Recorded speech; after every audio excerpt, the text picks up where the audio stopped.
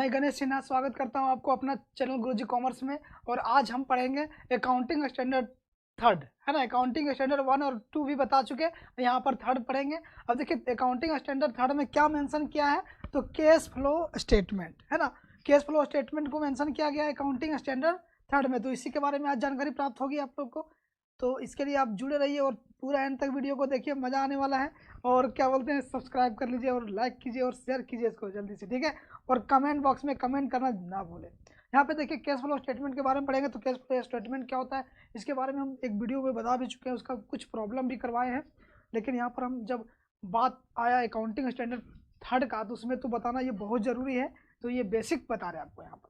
देखिए इसका पर्पस क्या होता है, मतलब बिना पर्पस का कोई भी नहीं पहुँचता है। तो ये अकाउंटिंग स्टैंडर्ड थर्ड है, मतलब थर्ड है, ये क्यों आएगा। तो इसका जो मेन पर्पस है वो to provide information about the historical change in cash and cash equivalent of an enterprises by means of cash flow statement, ठीक है। ये क्या बताता है, हिस्ट्रिकल चेंज और कैश इक्विवेलेंट के बारे में, है ना। कोई भी इंटरप्राइजेज में ये उसका कैश फ्लो स्टेटमेंट, मतलब केस में क्या कमी रहा, क्या वृद्धि हुआ, मतलब केस में क्या चेंजेज आया, उस चेंजिंग को बताता है, ठीक है। इसका मेन पर्पस है classification of cash flows into operating investment और financing activities. Cash flow statement को 3 कैटेगरीज में बांटा गया है, 3 कैटेगरीज में रखा गया है। फर्स्ट को बोलते हैं cash flow from operating activities, है ना, ये फर्स्ट है आपका। सेकेंड में इन्वेस्टिंग और थर्ड में आपका फाइनेंसिंग। 3 कैटेगरी में, मतलब केस में जो चेंजिंग आएगा वो 3 कंडीशन से ही आपका केस में चेंजिंग आ सकता है। पहला है ऑपरेटिंग, सेकंड है इन्वेस्टिंग और थर्ड है फिनांसिंग एक्टिविटीज, ठीक है। तो यहाँ चलिए इसी के बारे में पढ़ेंगे। स्कोप इसका क्या होता है, ठीक है। An enterprise should prepare a cash flow statement and present the same along with the financial statement for each period. ये क्या बता रहा है कि फिनेंशियल स्टेटमेंट, है ना, और कैश फ्लो स्टेटमेंट जो अभी प्रेजेंट है, तो उसमें वो चेंजिंग को बताता है इस पीरियड को, ठीक है। जैसे मान लीजिए अभी 2020 2021 है ना, 2021 और 2022 को लेते हैं, 2022, ठीक है। तो इसमें जो केस था यहाँ पर आपका मान लीजिए 1,80,000 का केस था, ठीक। अब यहाँ पर आपका 1.5 लाख आ गया। तो केस फ्लो क्या बताएगा, ये जो चेंजिंग आया ना, मतलब कि ये आपका माइनस कितना हो गया, 30,000, है ना। ये 30,000 का जो माइनस हुआ, इसी के बारे में वो बताएगा आपको कि 30,000 रुपया किस में चेंजिंग हुआ। तो ये चेंजिंग करने का जो मेन रीजन है वो आपको अभी बताए 3 कंडीशन से हो सकता है। या तो ऑपरेटिंग में कोई चेंजिंग आया होगा केस ऑपरेटिंग में, या तो इन्वेस्टिंग में चेंज आया होगा, या तो फिनांसिंग में चेंजिंग आया होगा। तो 3 कंडीशन से ही चेंजिंग कैश फ्लो में आता है। तो ये इसी के बारे में भी देखिए यहाँ पे क्या है, रिलेवेंट डिफिनेशन। अब देखिए relevant cash comprise cash in hand, cash on hand and demand deposit with bank. Cash में यहाँ पर देखिए कैश फ्लो स्टेटमेंट में जितने भी ट्रांजैक्शन जो कैश से रिलेटेड हुए हैं उसी को लेना है। तो यहाँ पर यही बता रहा है आपको, कैश ऑन हैंड और डिमांड डिपॉजिट विद बैंक। यहाँ पे देखिए cash equivalent are short term highly liquid investment that are readily convertible into known amount of cash, है ना, जो इजीली से कन्वर्ट हो जाता है कैश में। देखिए cash flows are inflows and outflows of cash and cash equivalent. Cash flows किस तरह से हो सकता है, या तो इनफ्लोज होगा, मतलब इनफ्लोज मतलब क्या, इंक्रीजिंग होगा, या तो क्या होगा, या तो आपका डिक्रीजिंग करेगा, या तो माइनस होगा। जैसे अभी हम बताए कि 2 लाख का था 2020 में, मान लीजिए 2 लाख था, अब 2021 में आपका आ गया 1,80,000, ठीक है। 2021 में आ गया 1,80,000। तो यहाँ पर क्या हुआ, आपका केस जो है आउटफ्लो हो गया। लेकिन यही देखिए 2 लाख था और 2021 में आ गया 3 लाख, या तो 2 लाख से ज़्यादा, मोर देन 2 लाख, तो ये क्या होगा, इनफ्लोज करेगा। यहाँ पे देखिए रिलेवेंट डिफिनेशन, ठीक है। अब ऑपरेटिंग एक्टिविटीज अभी हम बताए थे आपको कि कैश फ्लो स्टेटमेंट को ये जो चेंजिंग लाने में जो कंडीशन क्या क्या होता है, तो ऑपरेटिंग होता है, एक होता है इन्वेस्टिंग, होता है फिनांसिंग, ठीक है। तो देखिए ऑपरेटिंग में क्या are the principal in revenue producing activities of the enterprises.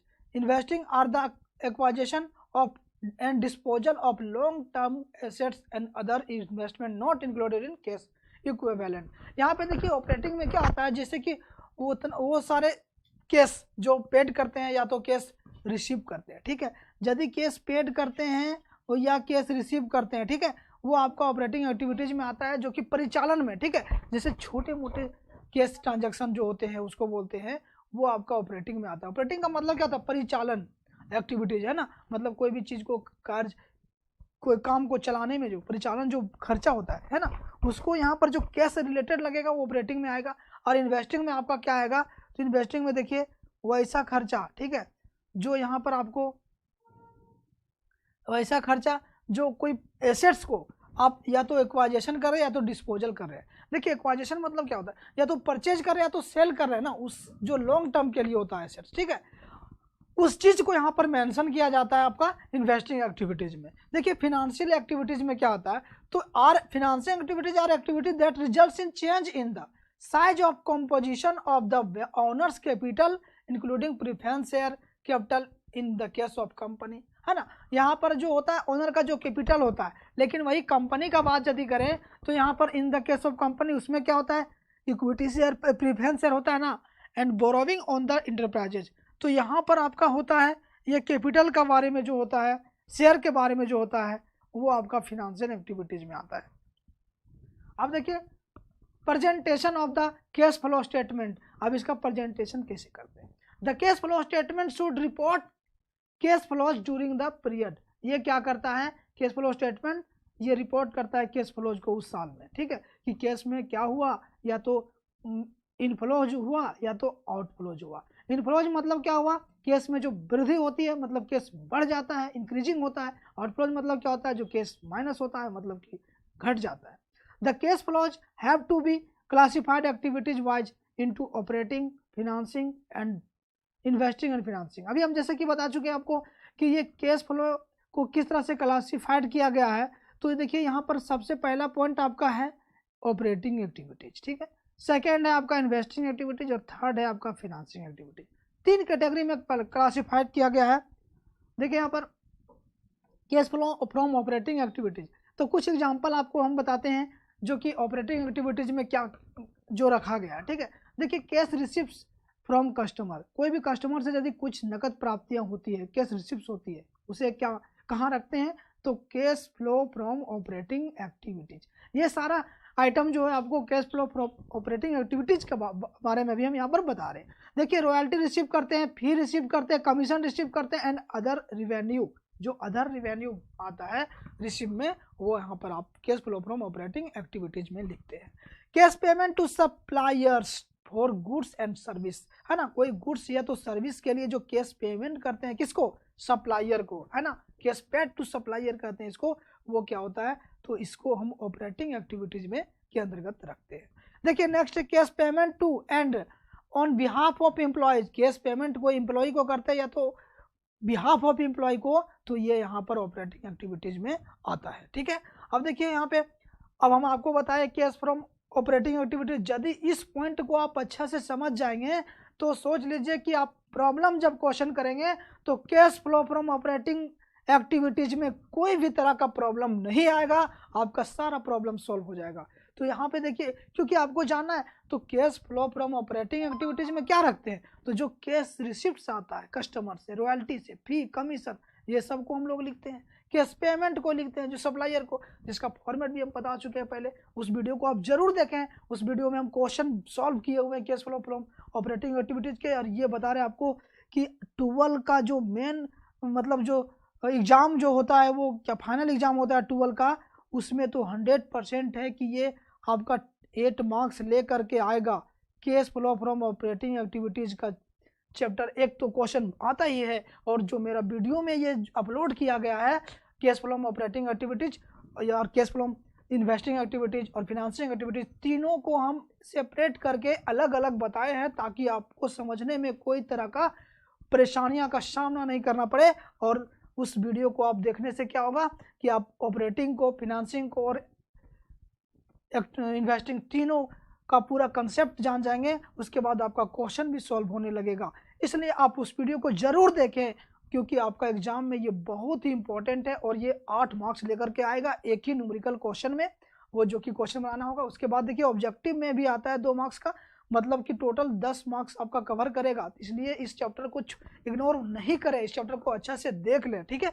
तो ये आपका ऑपरेटिंग, यहाँ पर हम तो बेसिक आपको बता रहे हैं, लेकिन ऑपरेटिंग का पूरा फॉर्मेट और इसके साथ हम एग्जाम्पल लेके आए हैं, मतलब प्रॉब्लम सॉल्व करके बताएं आपको, ठीक है। इसलिए उस वीडियो को जरूर देखें, आप इसको मिस नहीं करें। देखिए यहाँ पे अब नेक्स्ट आपको बता रहे, ज़्यादा टाइम नहीं लेंगे आपका। देखिए यहाँ पर cash flow from investing activities. Investing activities में क्या आता है, जैसे इसका देखिए cash payment to acquire fixed assets, जैसे जो कैश पेमेंट करते हैं एक्वायर करने में किसका, फिक्स्ड एसेट्स का, है ना, वो पेमेंट करते हैं, वो इन्वेस्टिंग एक्टिविटीज के अंदर आता है। Cash receipt from disposal of fixed assets. देखिए डिस्पोजल मतलब क्या, कोई भी एसेट्स को डिस्पोजल करते हैं, मतलब सेल्स करते हैं ना, तो यहाँ पर इसको भी लिखते हैं कहाँ पे, इन्वेस्टिंग एक्टिविटीज में। फिर देखिए interest and dividend receipt, interest and dividend receipt को भी यहाँ पे लिखा जाता है। तो देखिए ये cash flow from investing activities है, और इन्वेस्टिंग एक्टिविटीज को आप जरूर देखिए उस वीडियो को, उस वहाँ पे हम आपका पूरा प्रॉब्लम करवाएं, A to Z करवा दिए हैं, इसलिए वीडियो को मिस ना करें, और ये आपका एग्जाम में बहुत इंपॉर्टेंट है। देखिए ऐसे भी आपका ये CS CA है ना, उसके लिए तो इम्पोर्टेंट है ही, लेकिन हम यहाँ पर आपको बता रहे हैं जो एग्जाम होने वाला है अभी 2021 का 12 का, उसमें तो ये चैप्टर जरूर पूछेगा, इसमें गारंटी 100%, हम 200% गारंटी लेते हैं कि इसका क्वेश्चन आता है, ठीक है, इसलिए आप इसे मिस ना करें। देखिए अब ये आपका इन्वेस्टिंग बता दिया, अब देखिए नेक्स्ट जो है वो फिनांसिंग। फिनांसिंग में क्या आता है, देखिए proceeds from issue of share, है ना, इशू ऑफ शेयर मतलब शेयर जब प्रोसीड्स कर जाता है ना। फिर देखिए शेयर मतलब देखिए यहाँ बता रहे हैं आपको, जैसे कि देखिए शेयर पहले से जो भी होगा, है ना, उसके बाद उस शेयर दिया हुआ रहता है, मान लीजिए 2 साल का दिया हुआ, ये 2020 का दिया हुआ, यहाँ पर 2021 का दिया हुआ, ठीक है। तो यहाँ पर दिया हुआ 1 लाख या तो 1000 मान लीजिए, यहाँ पर दिया हुआ 1200, ठीक है। तो ये प्रोसीड्स किया ना, तो इस चीज़ को आपको यहाँ कितना प्रोसीड्स किया, 200 किया ना, तो ये 200 को आपको यहाँ पे लिखना है, इसलिए यहाँ पर बोला proceeds from issue of shares. फिर देखिए proceeds from long term borrowing, है ना, लॉन्ग टर्म बोरोविंग उसी तरह 2 साल का दिया रहता है, दोनों साल में डिफरेंस जो होता है उसी को लिखते हैं आप क्वेश्चन में। Repayment of long term borrowing, जो रीपेमेंट ऑफ करते हैं लॉन्ग टर्म बोरोविंग को, उसको भी लिखते हैं।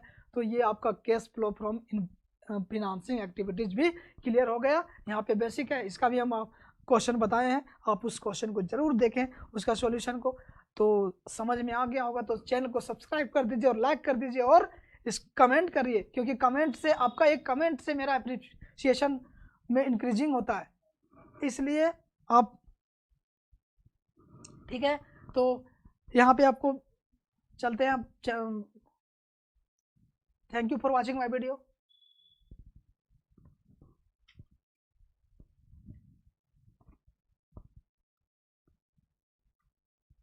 जल्दी कर लिया आप रिकॉर्डिंग।